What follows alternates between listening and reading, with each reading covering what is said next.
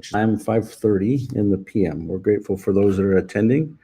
This is a ripple effect as well as a digital world town hall meeting. Today we'll be focusing on some of the advancements over the last week and then going through any general questions. We're grateful for those that are here with us, namely Terrence, as well as Al and Wally. If you've got questions, feel free to direct them to those individuals, or feel free to verbally ask here in a little while. So textual questions, you can send them in. If you're online and listening to this and saying, hey, how do I get involved in this? It is a private membership. We'll be discussing a concept that is basically using decentralized IDs tied to storage and basically connected into a phone, enabling people to control their identity as well as it relates to their digital identity and their data for the future. So it's a lot of you may say, well, what's he talking about? That doesn't sound like anything we're currently doing, or, you know, if it's digital, I feel like it's being given away, but ultimately those are the topics we're going over. There are three different ecosystems. We'll talk a little bit more about them, but ultimately we're grateful for those that have taken their time, their attendance, and to go over some of the new and exciting things that are not just occurring in the news or around the world or not in the news, but the things that are happening in our own lives as it relates to advancements. And I don't know about you, some people, at least I've heard a lot say, it's a hard time to be alive when, you know, you've got things like the family or the individual or even the earth that's being attacked. And, you know, this last week, there's a gal that connected me with an individual, and I won't drop names because there may be something that materializes from it before, but he did a really good job of just talking about how media and education is absolutely shifting. And I think we can see that, especially with some of the new, like, look at what's happening with tweets and how information can just bubble to you. Information that you want. And there's also stuff that you probably don't want, but I don't know about all of you, but for the last 20, I'd say 25 years, we've made a cognizant choice to not watch TV or to not watch the news. Like, there's televisions that just don't get used. House, there's no service to it. Back in the day when there was cable or satellite, we just never subscribed to it. And it's been a massive blessing. And I think that media topic or fake news, and it's not just news, it's a lot of, whether it's a sitcom show or whether it's a television show or whether it's a movie or a series, these things, you basically start understanding the perception and reality that the producers want you to see and the agenda that's there. It may not be reality, but it could start becoming your reality. And so I think that media topic is a massive reality. For those that are aware, or at least most on these different calls understand what's happening as it relates to health, as it relates to fear, as it relates to what the world calls COVID. And, you know, early on, I think it was January of 2019, maybe the first week of February, you know, a statement was made that this is not about COVID, it's about a financial reset and digital control. And as time's gone on, that understanding is even more empowering. But the reality around what could be, as far as the individual understanding health, especially in the last 2-3 years when artificial intelligence has continued to mature, you start seeing where health can actually be managed by the individual. And not only that, but using technology to actually help the individual, whether it's saying, hey, I have these types of issues and I like a solution, and maybe statistics and data can actually help us to come up with that without relying on the hand of man and when I say man, I'm talking about, you know, man and woman combined. But the point that I'm driving at is knowledge is power. And as humanity goes and collects knowledge over time, we can do more with it. And we won't dig into climate, election, trafficking, or surveillance, but a lot of you that are here, these are 6 different topics that really beautiful topics topics as to this. Some could argue that health is not good. Some could argue the climate's not good, or surveillance isn't good, or media, election, and trafficking. These are all things that are struggles. But I would argue that it's coming to the surface. We're starting to understand and realize and see positive change with all of it. So it's a good time to be alive. And I thank those folks that sent in the content and the individual that was associated with that. And we look forward to having interviews on this show. And, as we interview people and we understand content from others' perspectives, how that can actually better our lives. Now, for those of you that are aware, the majority of the things we talk about here are focused on decentralization. And I know that a lot of you tuned in on trying to understand some of the advancements within the technology world around decentralization and how some of the clear companies are helping to build this digital world. We're excited to announce 3 new models of phones. So these are 3 new models, one that's actually currently shipping and 2 that are in pre-release phase. So the Clearphone 223, as you can see here, this is actually built on similar hardware as the 220 and 222, but the software is all basically built for 223. So there's some additional software. It does come with Google. The majority of the models that were built in this, the first sets of models shipped with Google, and then the second without. And this combination actually does both. So we've started seeing sales here spike. So please, if you're going to get involved in this, like some of the other phones, as you can see, these are the other models that were released.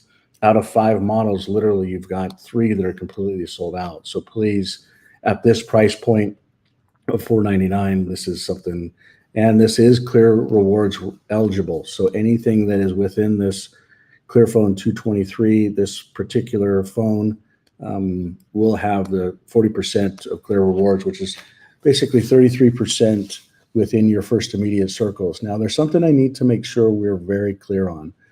You have to be in good standing. So there's people that are basically introduced to other people.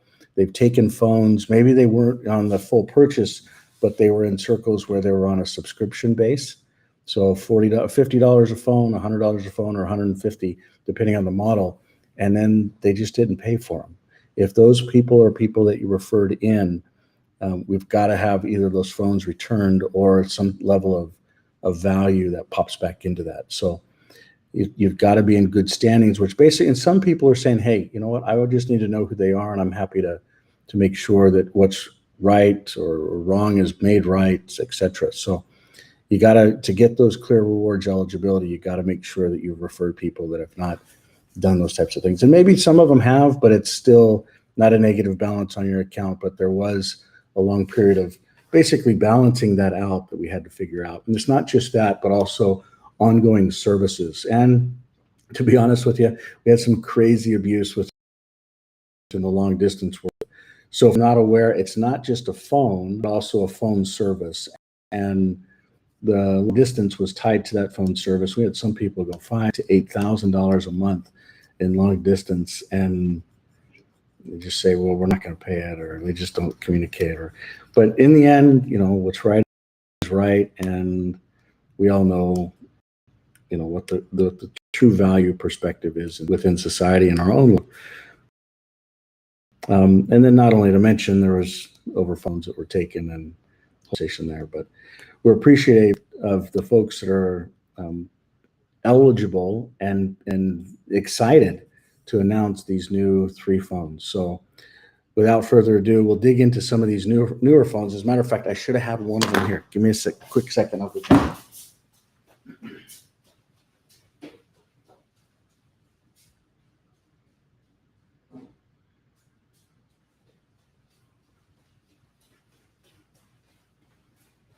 I totally planned on having one here with me so I could show you kind of the size difference, so to speak. So this here is what you're seeing here, the 423. So I'll just kind of take this apart. And for those that have not had a Clearphone before, they do come with cases, they do come with chargers, they do screen protectors. This on the left is what we call the 620. So this phone here, so you can kind of get a size based, and I'll see if I can,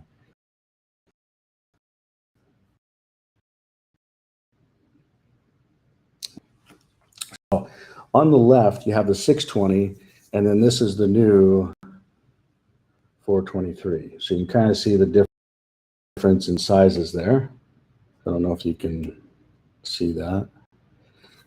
Actual sizes here, they're pretty dang similar. So you see how they're, it's basically the same elements. So this is a composite frame.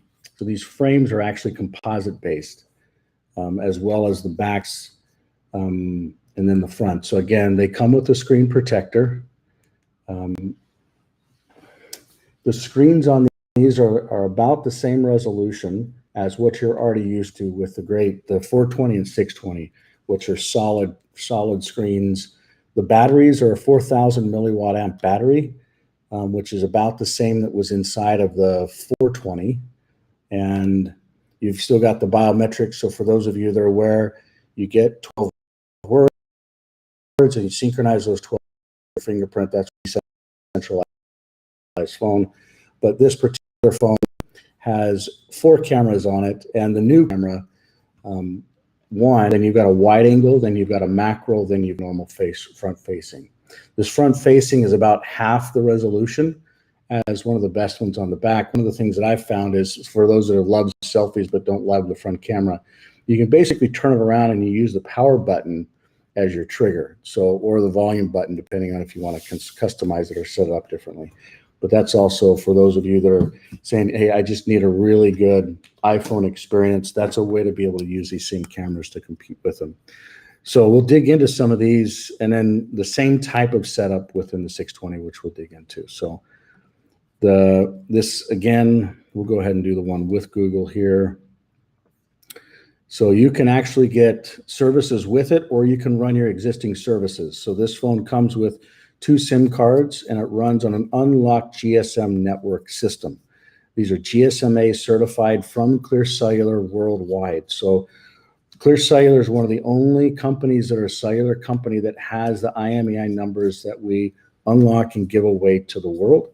Samsung does something very similar, but a lot of other carriers like AT&T and Verizon and T-Mobile, they'll lock the IMEIs down to their network, especially Verizon. You should also know that within this last week, we've actually met with Verizon, and we're in final talks. For those that are not aware, we've already done it with AT&T and T-Mobile in the United States. Rogers, there's dialogue in Canada, and then Telstra and Vodafone out of Australia. But the goal is to be able to have network bundling in regions where they want it. So it obfuscates the phone number away from the individual. So the data that's used doesn't tie to an individual. It's a whole nother conversation, but you can actually provide, so you can actually add that in. These particular models bundle it in by the year, so to speak. And then here you've got with support or without support. So whether that's setup support, or this is actually a replacement. So if you want just no questions asked, you don't want to go through a warranty conversation, whether it's a broken screen or some water damage, there'll literally be a replacement if you select this option. That's not something that comes with the phones as a baseline. So if you damage the phone, it's just like you damaged any other phone out there in the world. You've got to go get a new one, or you've got to replace it yourself. So a lot of folks have said, hey, what if I break the screen? Can I go to my normal screen replacement? And no, these are actually new types of phones. So your normal glass replacement or cell phone fix shop's not going to know how to do that. So, and then this is basically the priority support and replacement. And this comes with coaching sessions as well, and that's good for 2 years. Don't forget the referral. And then one of the things that we're also noting is you've got to click validate. So make sure you put in, so even though I've got it in here, it's not, actually it's applied successfully. So if you're seeing that applied successfully there, you know that you've validated it correctly. So I didn't even click validate and it already did it, but you can see how that actually works. So that's basically the 223. So those are shipping now. If you actually process an order, they'll fully ship the same day. So again, the Clearphone 223, and this is based upon the same technology as the Freedom Phone, as well as the Clearphone 220 and 223, but it's got updated software specifically for 2023. So they're in stock currently. So we'll run back real fast and go through the 423. This is again that same phone that I just showed you. So I'll grab one without the case. Actually pull this off. This will be the flagship for this series. Why? It's if you haven't noticed, when we look at these different three products that come out, so you kind of saw it down here as well, three product lines. The sizing as well as the specs are all basically focused into three different areas. The 223 or the 2 series is focused on value. So it has, solid memory, CPU, disk, or memory, so storage, the screen, as well as the battery are all solid, as well as the biometrics.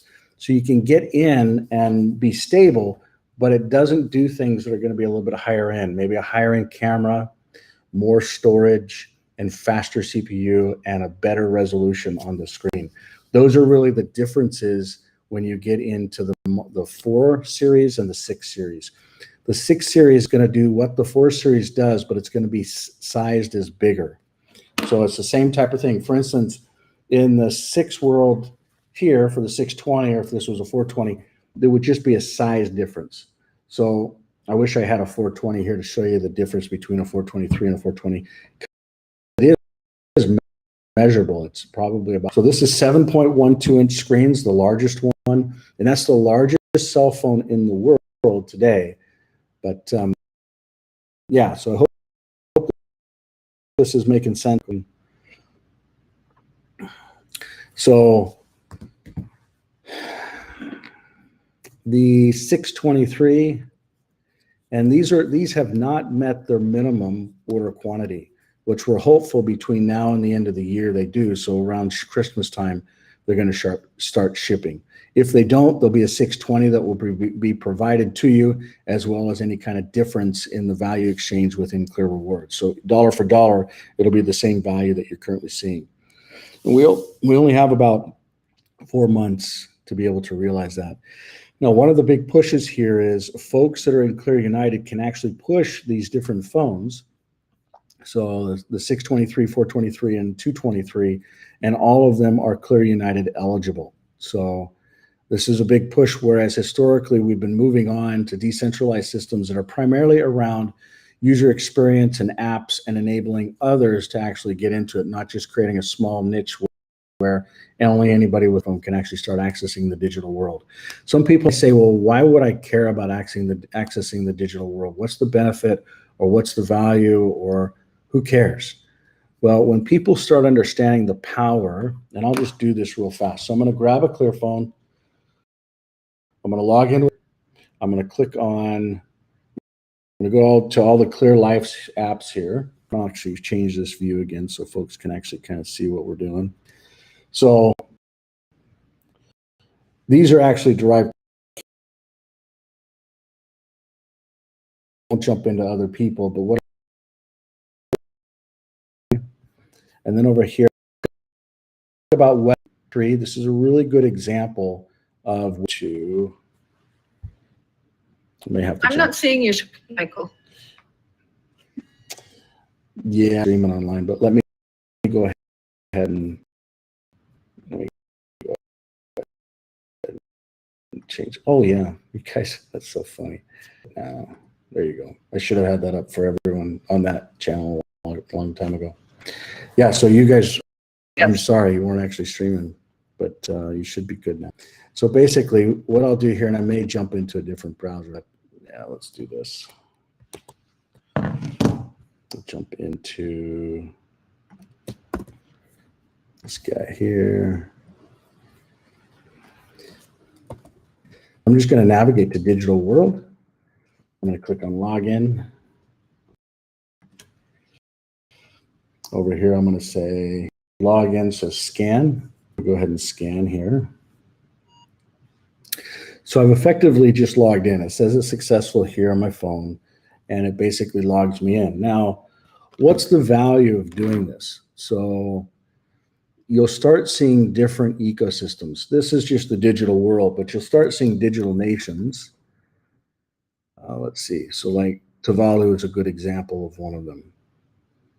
So Tuvalu will have its own apps and it'll work with other systems, but they'll log in a similar way. So if you're a citizen within Tuvalu, it's the same type of login, but the ecosystem that's behind it is different. So let's see if we can actually, let's see if this will even work here.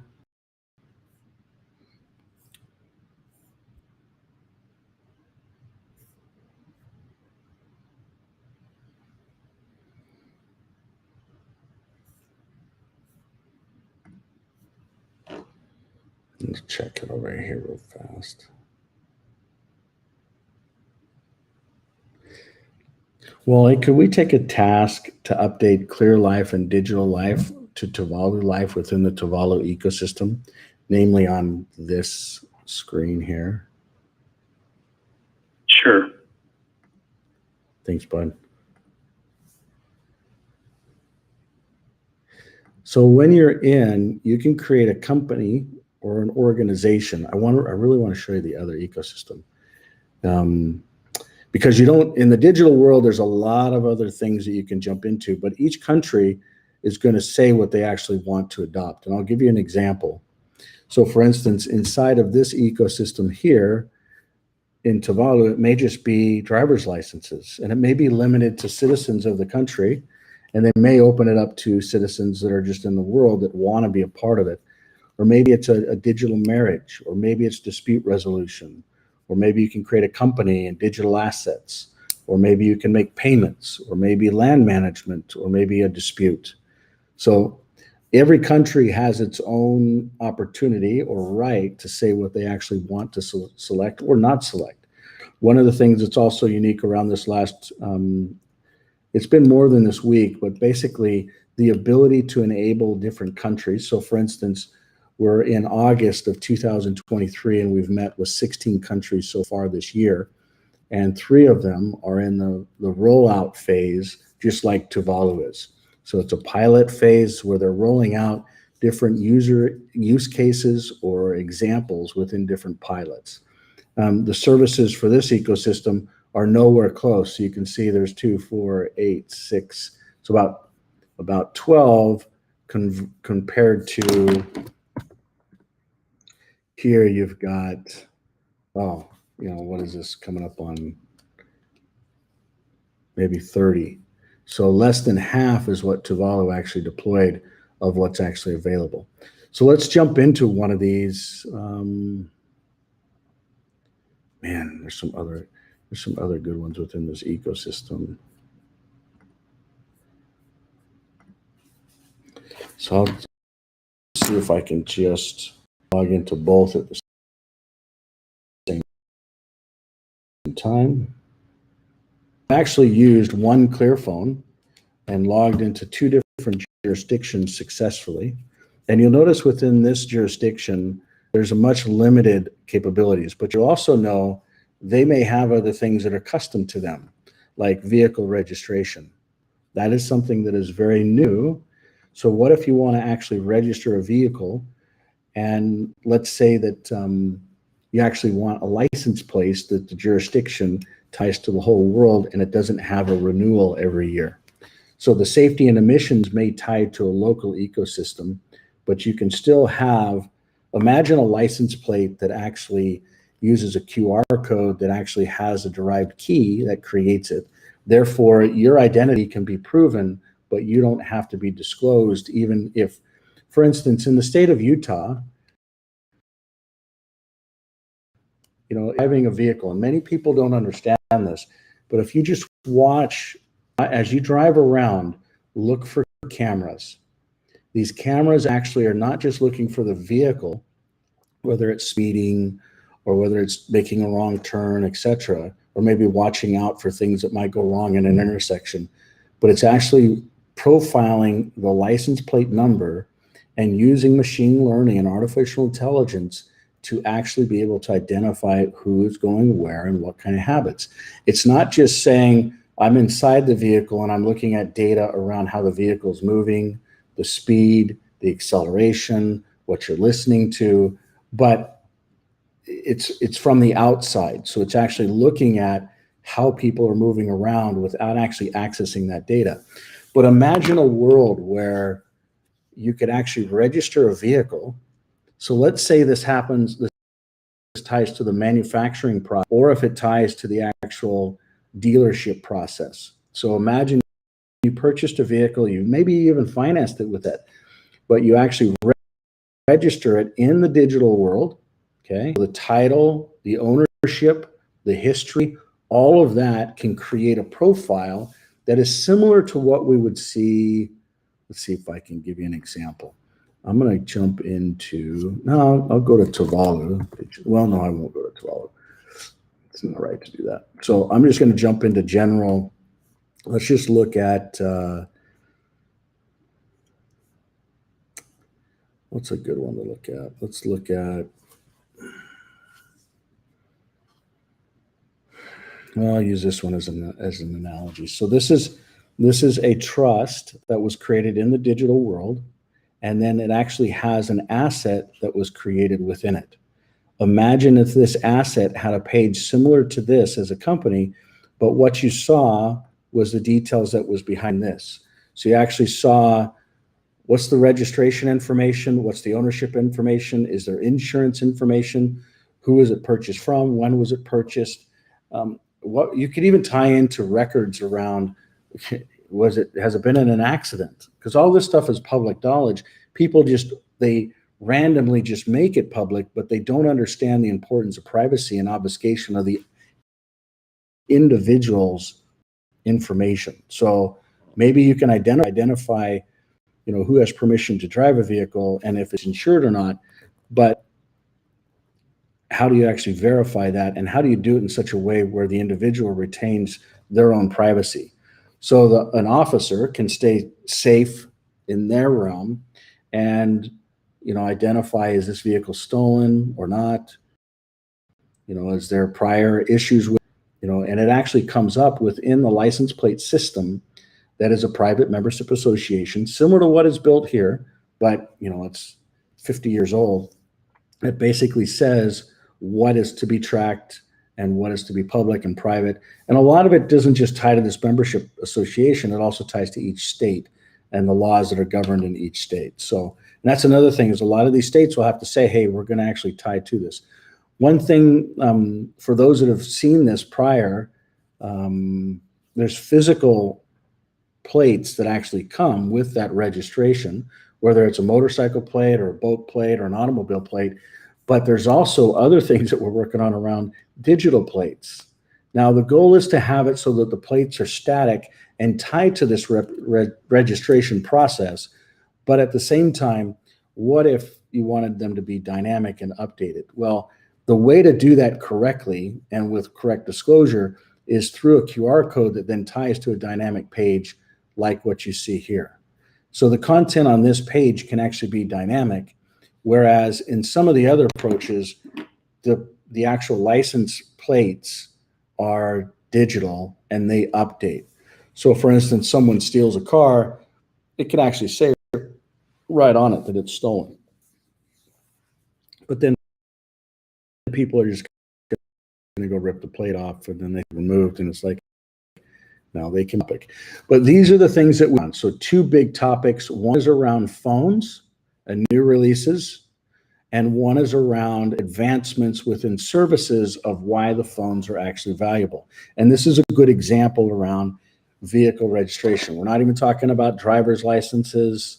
We're not talking about marriages or polls or disputes or councils or organizations, which is the companies that we were talking about. So how do you create a community or a trust or a DAO? So with that being said, I'll pause here for just a second and see if See if anyone has any questions or thoughts or feedback.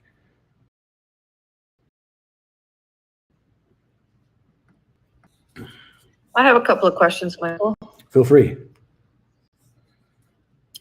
Okay, one question I was wondering about today is in your experience with Clear, have you noticed, is there a specific demographic that relates to decentralization that is, more interested or understands it or resonates? Is there a demographic that you've come across? Yeah, and what's hard with it, it's a demographic that, one, we call it an archetype, or a demographic is a good term, that it's usually someone that already has had freedoms in the past and they can see them being stripped away. So their age is usually over 35, getting in over 45 is those areas where they really have had a sense of freedom previously from internet or anything digital.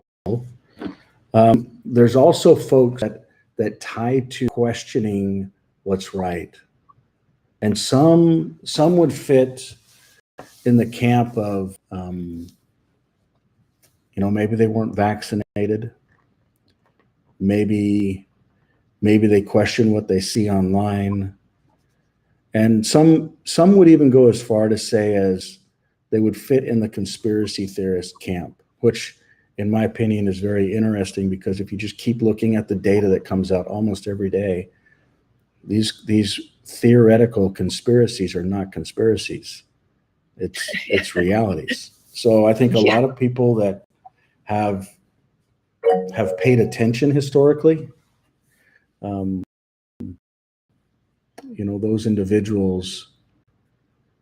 those individuals are really folks that care about civilization. I was on a call earlier today with about 5 people in 4 different time zones and all different walks of life, but the age category was real similar. And it's crazy because these are the first time I talked to all of these individuals at the same time. I talked to one person out of life, and I just talk, and my reality is truth for me, and I do my best to respect others people's perception and reality may be different, but I was just honest, and every single person on the call was on the same exact page, paragraph, sentence, and word. I mean, it just felt so, but we all came from different industries.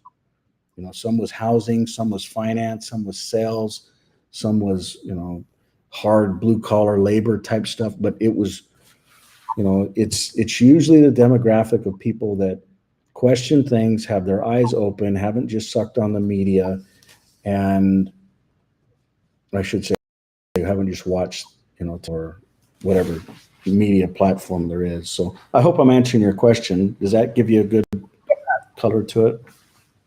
I'm just finding that, my nephew is 30, 31, and all his friends, and they're just, they're so pro-government and pro, they don't see anything wrong with any of this. And I was just very curious about that. But the other question I had was, okay, let's say, the digital world really gets traction, and people are registering their businesses, and and they're starting to transact. So if I want to buy a product from a company in the digital world, how do I know that their products are authentic? They've been verified. They've been first of all, I don't have very much confidence in institutions and organizations like the FDA and organizations like the EPA and all that. But how would I know that I'm buying a product that is safe, that is integral, that is ethical? How would I know that? That's a really good question. And if I go to the digital world and then click on providers, you can see some of the initial providers that are currently involved. And you'll notice that the Clear companies are an anchor around, what it is they're focused on. Most of you already know that we've been focused on decentralization at the core within the different Clear companies, but it's much bigger than the Clear companies. There's service providers that actually enable that onboarding. For instance, AT&T, and people may think, well, no, that's like the Bell, and that's proprietary, and that's secret combinations. And in most cases, you're actually very right. Pro-government, pro-centralization, pro-data, pro-filing. But to be honest with you, the only way that the digital world will actually work with these ecosystems is if the data from the individual can be obscured. So for instance, AT&T will offer a program where an individual doesn't have, if you remember, if you back up to when the very first iPhone came out, and even some of the first Android systems, it was on AT&T. When you went to go get a phone, you had to fill out an application.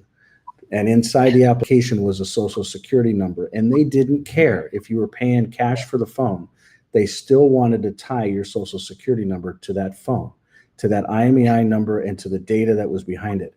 And in this example, AT&T is no longer profiling you. So when the digital world uses a company like AT&T, that type of vetting has to go on. So there's an actual ecosystem around a infrastructure or technology or developers where they can use an authentication process and then have an audit behind it. So for instance, about 3 weeks ago, we went through an independent audit of one of the storage processes within the Clear Center side of it. So this, let's see, this ecosystem had some storage, and it was a third party that actually went and verified that the data integrity was secured. Another digital world is a third party. That was a university that came through and said, hey, we want to actually verify this in comparison with others, nodes, architecture. And I can tell you that there's 2 or 3 different bodies. One is called the GBA. So this is a governing body that I look at as one of the front runners of finding a good balancing act between technology and government. In some ways, I don't like how they're connected to government because they're right in DC. Just within the last 3 months, the United Nations basically came in and said, we love the work that you're doing and we want you to do this and this and this. And when I understood it from the onset, it's like, hold on, you're rubbing shoulders with the United Nations? Yeah. But when you really dig into it, the work that's happening is generic, supposedly, and supposedly non-biased. But this is a third party along with other universities, which the data announce, but that are actually separate. Now, one of the things that you'll see is if there's a service provider, you'll see this type of a little mark down at the bottom. So this digital world authorized. So there's a combination of the service provider having a mark like this, and then the digital world identifying different types of partners. Now, if you notice the providers, now it's not a partner, I said wrong, it's a provider. Anyone can come in and be a provider, but there's 3 different categories, and there's an auditing firm. So if you go and look at, I shouldn't say auditing firm, there's a council that is over just the providers. So this council can basically consist of up to 15 different members that come up with their own criteria, and then it gets vetted across not just this council, but other councils can question it. And that's the key is everyone, just like you have a voice and a question, everyone can have that same type of voice and question within this ecosystem. There's no one that can, oversee it in such a way where it actually trumps it, so to speak. That's the goal. So, you've got different organizations that help deliver some of the technology, and there's got to be some type of an agreement, a physical partnership or a provider agreement, service provider, managed service provider, whatever it is that actually enables that. Now, to give you, go ahead. I'm not talking about technology. I put my store with natural products. I want to sell those digital. I want a digital company and all that. How are people to know that the ingredients used are safe and effective, and they say they do what they say they do, and they're, I'm ethical, that I'm, truthful? How would somebody know that? So in the long run, there's a service within the digital world that is around dispute resolution. So let's say that a service provider signs up for it and they've got some type of a dispute or some type of a question, or I think I'm logged in. Let's see if this will actually, so you can actually see someone can create. So since I was already logged in, you can see here how someone can create some type of a dispute. And there's multiple different types of disputes. This is just 3, but there's more. And when these disputes are created, and then there's actually an arbitration process that's gone through, that can manually affect an organization or an asset or an individual's reputation. Now you might say, well, what is a reputation and how does that even tie? So when we jump into, so for instance, this is a brand new organization, but you can see a reputation. Let's see here. Yeah, it's brand new. So it's just, no, this has assets to it. I want to find one that's, so the goal is to have an algorithm that uses technology to automatically see if transactions are happening, if they're positive, if they're negative, if they're tied to negative.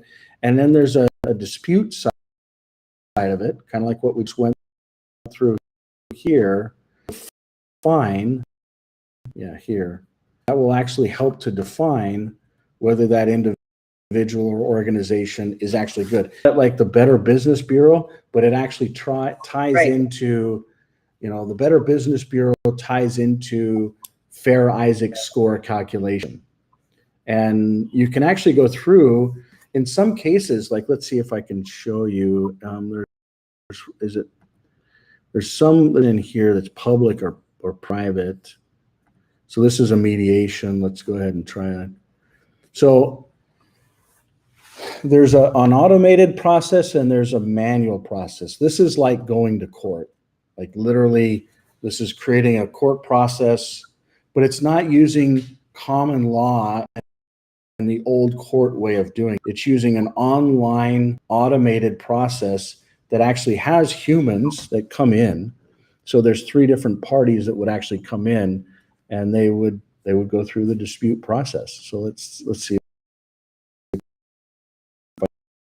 I can and have a conference like this, kind of like how we're all connected.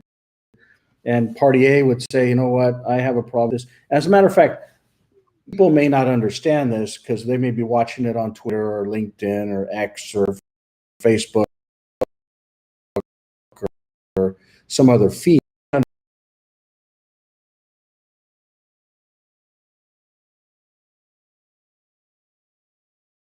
Parties actually can't see each other. So, yeah, I hope I answered your question. Go ahead. Does that make sense to you? Yeah. Yeah, you froze up a few times. That went up.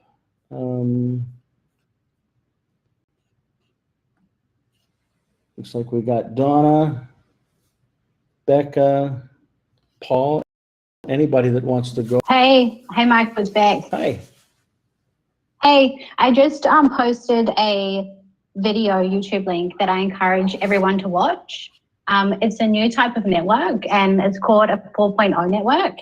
And it's based on a new type of technology that's basically an orthogonal system. It's a developed system that is IP-led technology.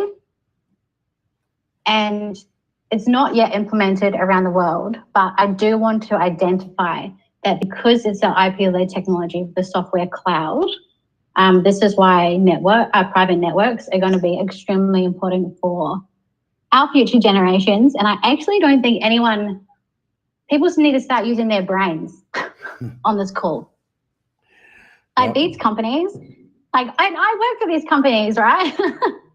These companies need to start thinking about the end user and keeping the end user in mind, because if you were making a monopoly on this technology, this is not happening in Australia because the Australian network is basically, it's like 40 years old.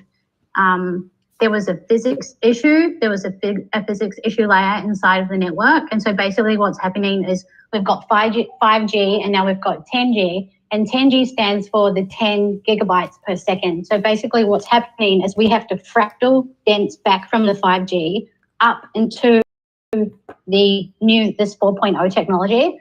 Excuse me, I've been talking all week.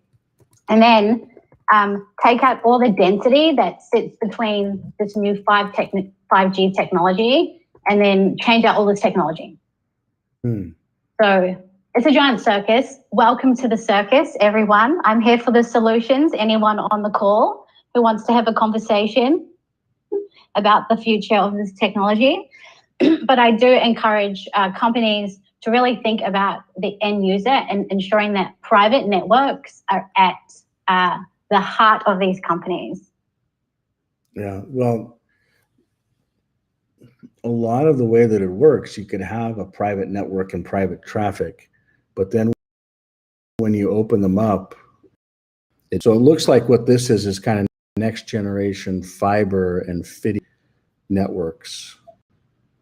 Yeah, so this is like a core technology. It's actually, there was a physics issue, and it's an orthogonal system. So basically there's like a piezoelectrical thing that happens in between these two clams. So we've got low frequency radio and then we've got high frequency. So it's actually the high frequency which was missed out of these technologies. I don't want to get into it too much, but if anyone does want to know, I'm actually working on some space technology with some other aerospace engineers to see how we can deliver this inside of an actual gravitics lab so we can actually get the frequency that we're looking for so we can deliver it to Earth.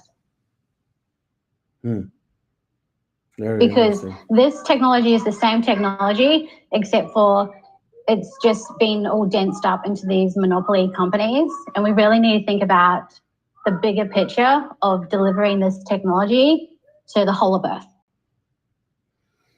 Yeah, a lot of this stuff originates like with service providers historically, and depending on where the R&D comes from, but you know, whether it's Cabletron, Cisco, Broadcom, there's a lot of different ecosystems that will eventually get this type of technology and then try to we use the low frequency gravity waves for like the array antenna from Australia all the way to South Africa.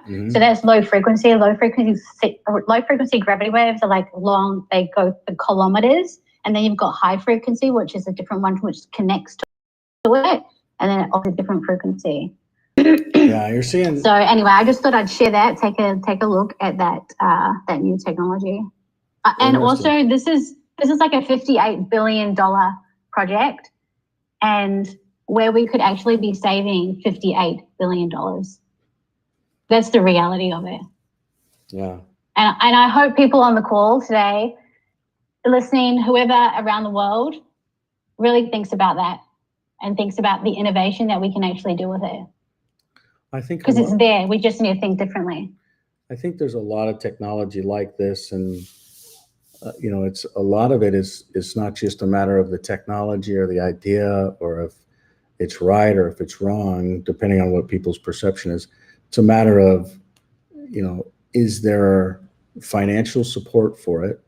And we know now, you know, the secret combinations and how they create money and how they can fund different projects. And then, because you see a lot of technology that just doesn't get the main adoption. It may have come out first, but it's got to have the right time, the right technology, the right team, the right capitalization, and a big enough market to make it all work. And then, you know, it'll go there. One of the things that I saw, the tech you're talking about really reminds me of similar, like 2.4 gigahertz versus 5 gigahertz.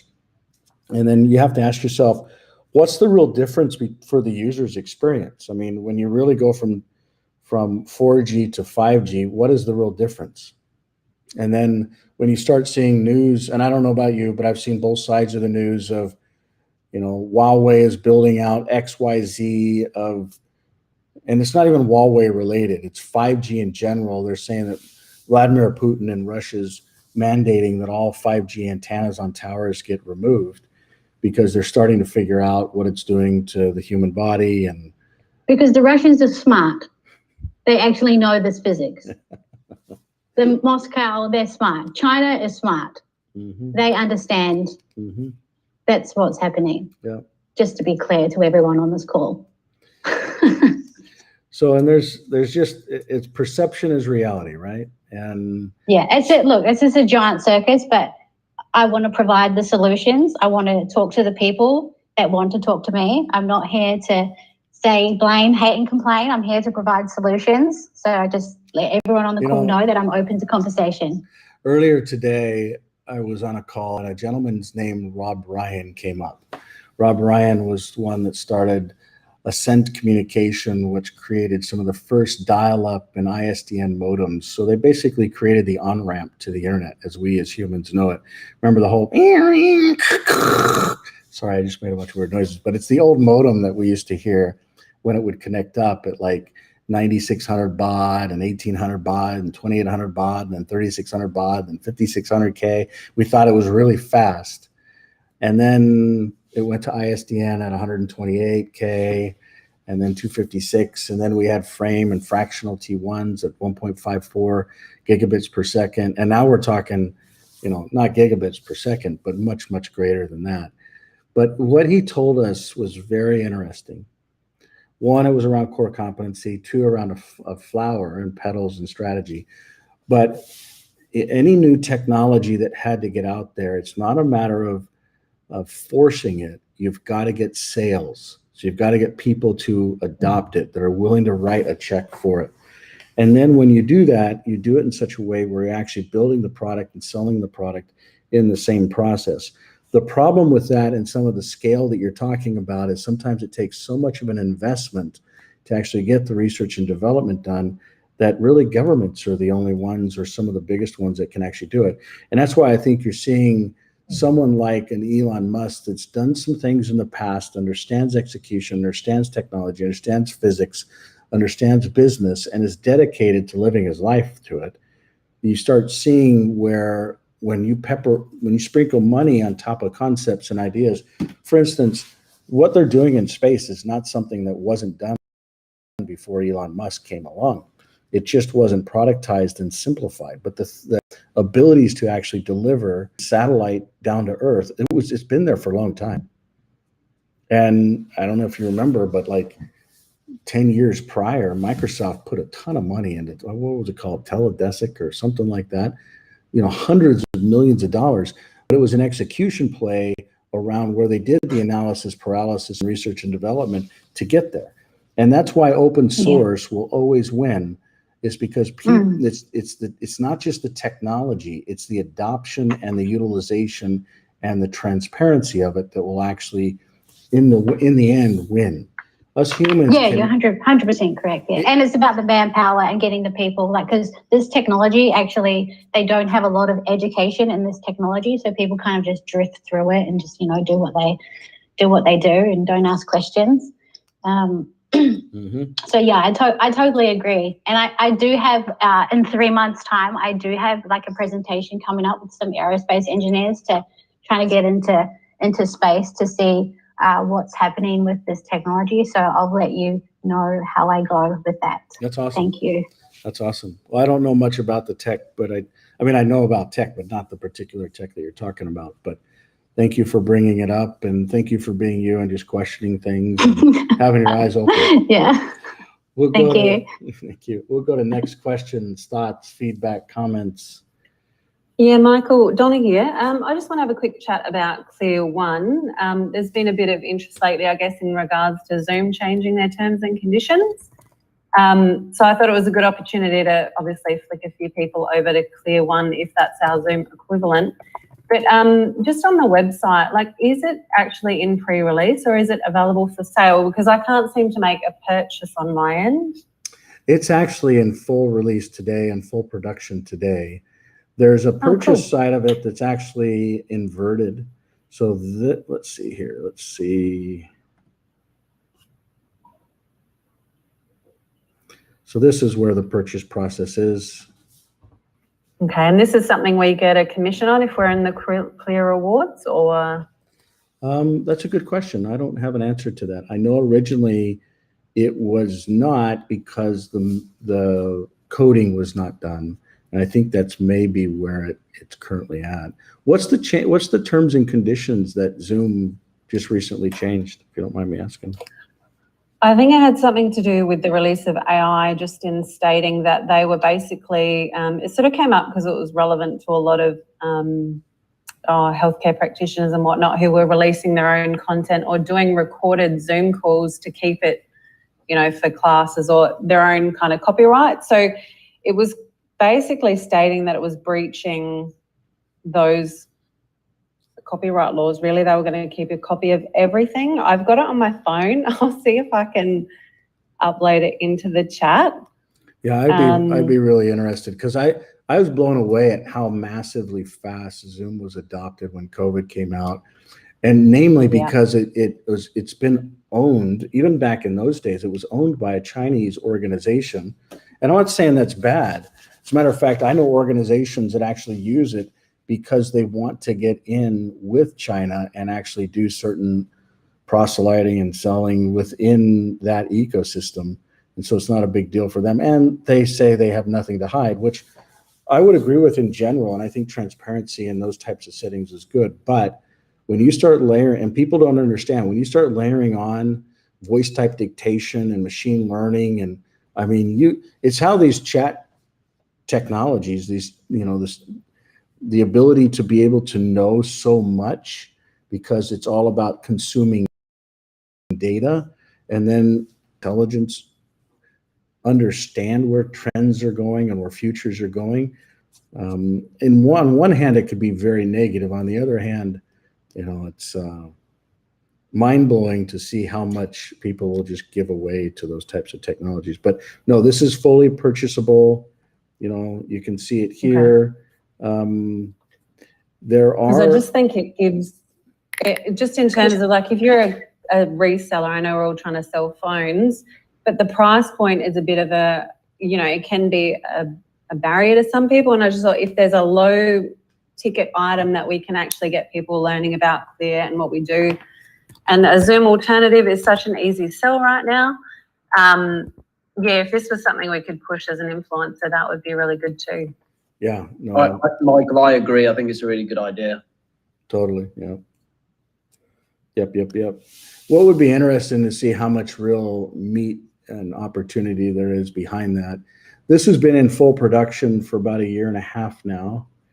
And for us, it was something that we got into the industry new. It had about $10 million in development behind it. As a matter of fact, we're communicating on it right now, but there are different chat technologies. Some go up to a couple hundred people, some go up to thousands, many thousands of people. And, it's really about core competency and focus. And if we go back to this digital world, okay? So we were talking about some of the services, and one of them was dispute resolution. And when you look inside a dispute resolution, you see this is some of the technology. So how do you have an arbitration conference? Are you going to do it on Zoom? Are you going to take something that someone said is private, and you have someone that's trying to solve problem, or party A with party B in some type of a private conversation? A lot of the reasons that these courts, I mean, look at what happened. Well, I won't even use that as an analogy. I guess my point is there's a massive need for private alternative technology to what we're currently using as mainstream. And I'll give you an example. Go to clear.co.com. In the top secondary nav, I'm going to click on competition. And really what you're seeing is open source and open standards directly replacing and competing with the major companies that actually profile data. I wouldn't say that Apple's the biggest profile of data, but they're definitely the most. I won't make that word because it's not appropriate on this. It's not even right for me to say what I have known. If you haven't read a book around the adoption of Apple and the history, I'll make a recommendation in future. I'll actually do a little review on it. But Google, so replacing docs, sheets, email, calendar, contacts, meeting places, because Google has a really good replacement to Zoom as well. I would say it's actually the Clear One technology is built on the same technology that the Google screen share technology is built on. But what about Amazon? What about Facebook? What about Microsoft and IBM? When you look at all this technology, you look at all the different companies, you look at all the employees and hours and market cap and investment, and then you look at, what we've been able to do with just open source technology in a little bit under 100 developers. It's amazing, but in all reality, how's that get adopted by the mainstream? Because right now, to be honest with you, if the mainstream adopted that type of technology, the focus for what we're doing would have to shift. And right now, it's not the right thing. What we're trying to do is build a parallel system to the centralized systems, but focused on decentralization and true decentralization, not centralized decentralization, but true independence from the centralized systems. And you don't have to go deep and do all of it to the same maturity level to prove that a parallel system can actually come up. But what you do have to do is have the history, the stability, the capabilities to be able to stand up those systems, and then let organizations, like if we added 5 million new users to Clear One, within the next year or even month, the feasibility there is viable.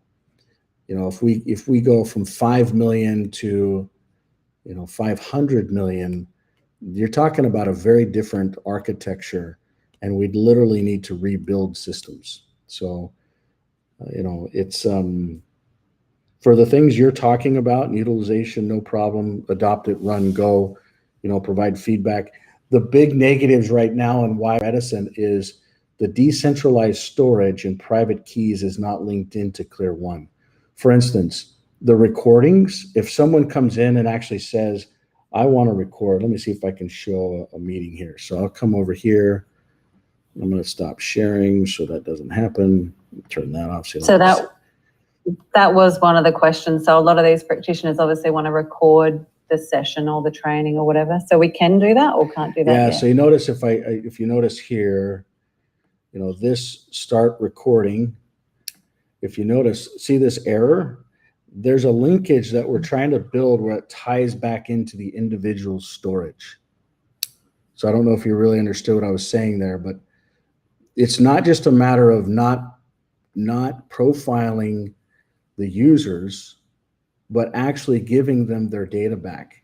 So what if you could actually transcribe the data and give it back to the end users so they could say, I want to know every time I talked about watermelon and butterflies in the same conversation. So that's where we currently are stuck. And remember that audit that I told you about a couple of weeks ago? That audit was directly tied to enabling that link to be completed. So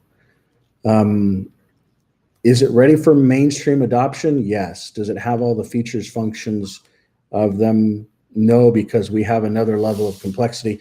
One of the developers, as a matter of fact, the core developer, he says, Mike, it's like software development, but because of decentralization, it's like 1,000 times more complicated. And it really is. 1,000 is probably too much, but it's hundreds and hundreds of times more complicated than just normal software development. So really good observation and feedback. Feel free to adopt it if you've got realities that you're facing and you need certain things done. We can create bugs and tickets and priorities and all of that fun type of stuff. So okay, thanks, Michael. Thank you. Oh, and so how do I actually insert a photo into this chat? Because I can only seem to insert an emoji or a link, but I've got a graphic. Is that possible? No. So I can show you those terms and conditions or not? What you can do is turn the image into a screen share link, but otherwise there's not an ability to share an image unless you share your screen. That's all right. So, yeah. So what you could do is just, I don't know if you know how to turn an image into a link, or if you have a link to where the terms are, or is it just something on your phone that you took a screenshot of? It's a private, it's called Alpha Femme. It's like a women in business group, but you can join the group, and I'll send you the link. I'll put it in there. Is it just, I mean, we could probably search it if it's just Zoom has changed their terms and conditions and you're using artificial intelligence on it.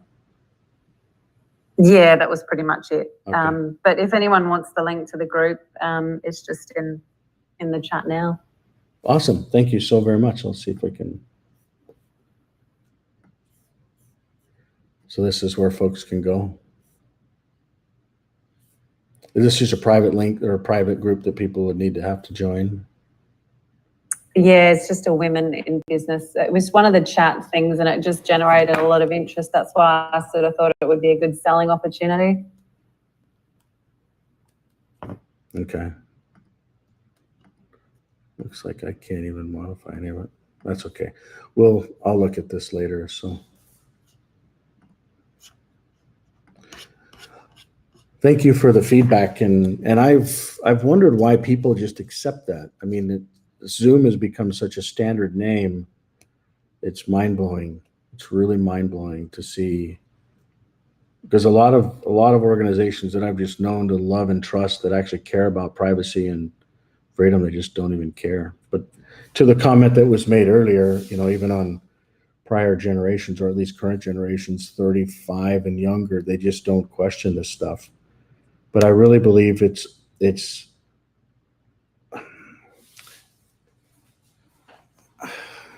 not just the current generation's responsibility to leave the world in a at least the same, if not better, place, but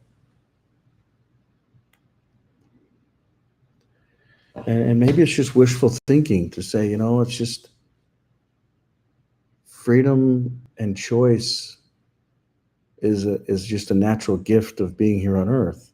I'm not talking religion. I'm not talking where we come from or where we're going, but the ability to choose and not be controlled, especially by another that then chooses how you'll be dictated. It's not that it doesn't sit well. It massively just doesn't. And I don't know, maybe it's just something inside of me that doesn't fit well. Can anybody provide feedback on this, or am I just so slanted? Actually, I'd like to say something about that. And I feel the same way that you do. And, you know, when I speak to the younger generations, it's like they think they know what freedom is, but they don't. Yeah. They think they're free. Honest to God, Michael, they think they're free. They think they choose.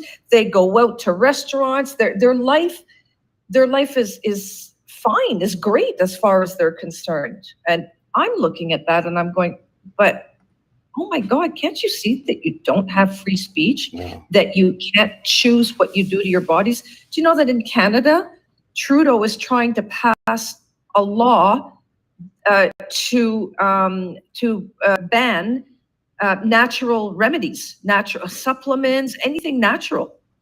I mean, what the heck is that? And I'm thinking, don't you understand what's happening? Sounds like a pattern. Sounds like a repeat pattern. It's just unbelievable, Becca. I'm blown away that they don't see what's happening. Yeah. What we have is a miscommunication. We have a communication theory between what technology is and what we are as human beings. And our education system has distorted the minds. I'm 34, and the information that I know now, just based on my experiences, is way more than anyone in the physics community, in the technology community, in the space community. So there is a mass communication theory issue in our society. And I think we should just step forward in wonder and curiosity, link arms, move together, connect together, and love one another better. Yep, I totally agree. I think we just need to start thinking for ourselves, really, you know, looking and listening and questioning, just questioning things. You know, I don't think I could wrap this meeting up any better than how both of you have just summarized your thoughts and perspectives. So You're absolutely spot on. Let's just do that. Let's wrap up today's meeting on your feedback there, because it's 100%. So for those of you that weren't here last week, we did go live, but it didn't record. And so hopefully those that missed this week, they can watch the recording, but we'll see you next Tuesday. We will be traveling. Actually just taking some time with the American family here for the next week. So, but next week we will be traveling as well. But I look forward to connecting with you 5:30 Mountain Time on Tuesday. And I just want to say thank you for the engagement. And sometimes I wonder why are so many people dedicating their lives to decentralization when it's so hard to understand and adopt. But then on the flip side, I look at how massively fast things are changing and adopting, and decentralization truly is changing humanity. And it's not like it's some new concept. It's really a very core concept to the laws of this universe. And whether it's how we as humans are created, or our bodies even naturally produce and regenerate, or how it's this earth and universe are actually created, there's principles that are all true there. But I thank you all for being here and for listening and for caring, and especially those I notice every single day, whether it's prayers, guidance, directions, whisperings, emails, calls, where you care about connecting dots. And I just want to applaud you and thank you for your involvement in products, in innovation, in driving. I can tell you that these phones here, if it wasn't for people on this call, namely James and others that cared, these types of products, we won't go there. If people don't demand it, if there's not a need and a request, we'll focus where there is. And we thank you for caring and for being here, and we'll see you next Tuesday. Much love, everybody. Bye-bye. Thank you for all you do for us, Michael. Thank you. That goes two ways. Really, it does. Thanks, Michael. Bye, everyone.